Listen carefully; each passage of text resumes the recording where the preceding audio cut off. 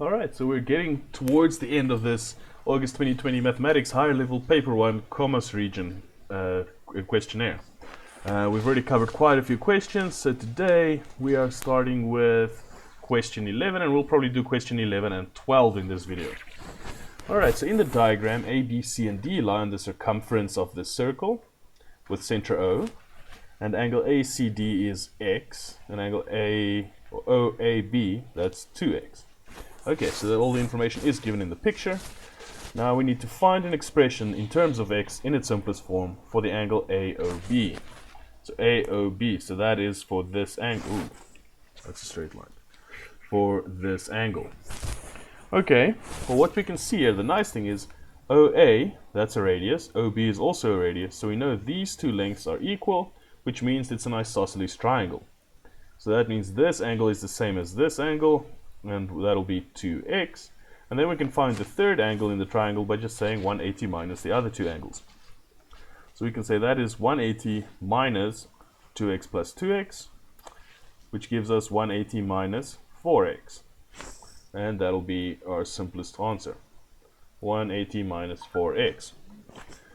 Then angle ACB. So ACB. So that'll be this angle. Okay, so this one, let's just write that as 180 minus 4x. Now this angle, so we've gotten from this same arc, both angles are subtended from arc AB.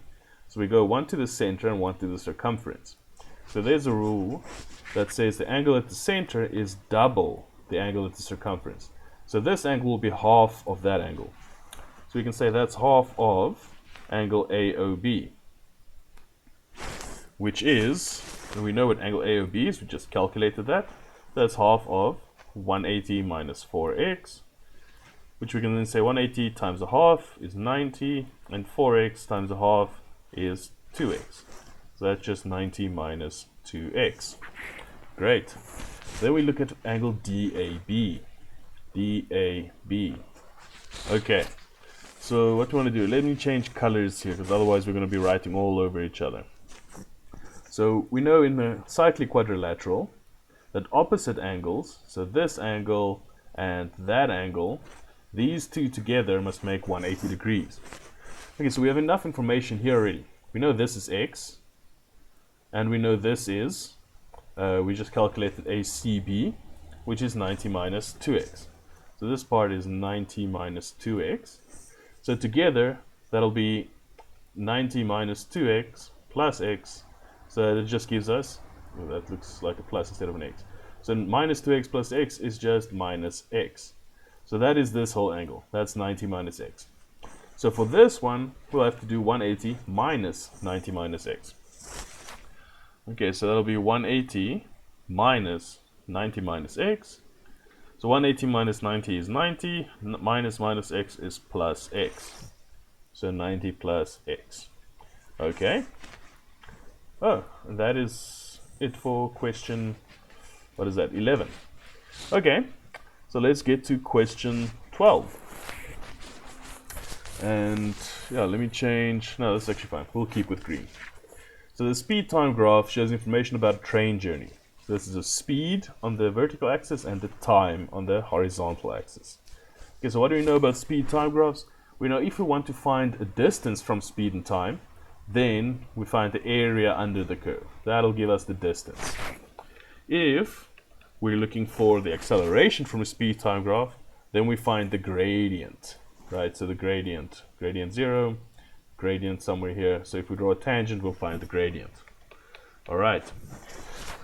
So let's see what they ask. So by drawing a suitable tangent to the graph, estimate the gradient of the curve at t equals 24.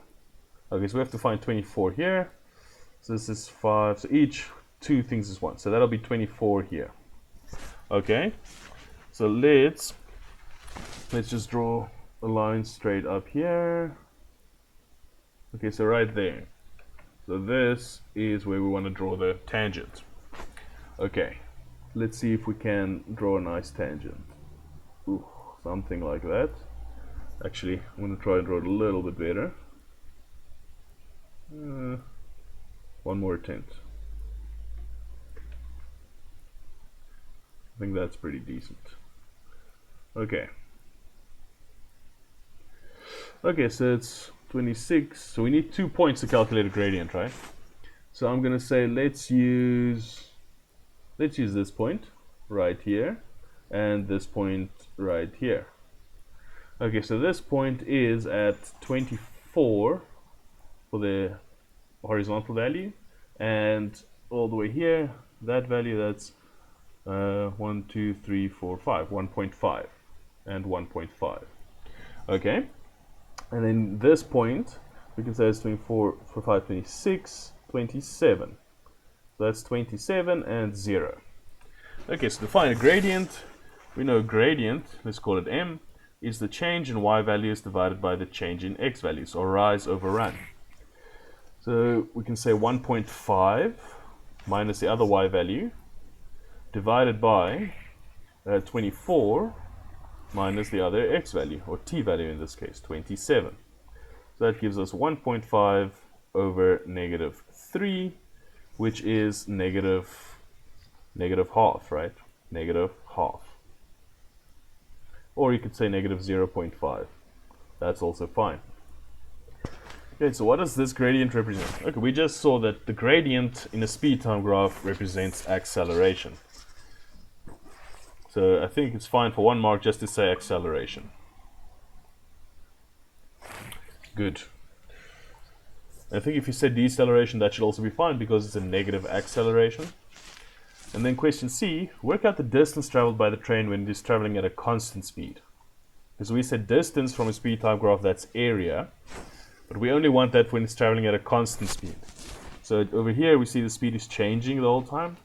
Here the speed is constant, it's 4. So it's only for this part. All we need to do is find the area under the curve between these two values. Whoa. Is that... Yeah, that's actually right. Okay. So that area. So this is a rectangle. So we need length times width. Okay, so that is 21, 22. So 22 minus 5 for the length. Let's just write area equals length times width.